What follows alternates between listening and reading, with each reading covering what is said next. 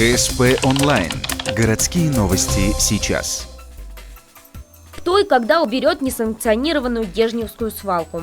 Этим вопросом задаются местные жители уже несколько лет подряд. Как рассказывает одна из сельчанок, это место словно медом намазано. Сюда выбрасывают мусор и бытовые отходы все, кому не лень.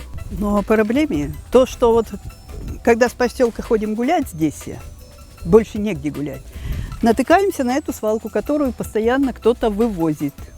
Обращаемся в администрацию, мер никаких не принимается. Местные вспоминают, мусор вывозили единожды, около 10 лет назад. Хватило ненадолго. Корень зла, по мнению дежневцев, соседство с исправительной колонией и строительными складами. Именно они в большей степени создают безобразие, а дурной пример, что называется, заразителен. С недавних пор тут, помимо строительных и бытовых отходов, появились еще и лампы дневного света.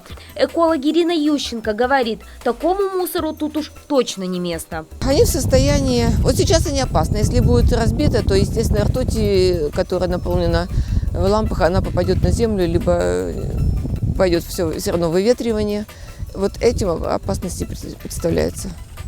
Когда съемочная группа ГСП уже собиралась уезжать с места, на несанкционированной свалке нарисовался грузовик. Водитель авто бодро начал вываливать строительный мусор. Да так был увлечен, что даже не смог ответить на наши вопросы. После, так и не осчастливив нас своим вниманием, сел за руль и укатил восвояси. Он-то уехал, а вот местные остались. Дальше бороться с такими беспредельщиками и добиваться ответа от властей. Но вот когда их усилия все же увенчаются успехом, пока открытый вопрос.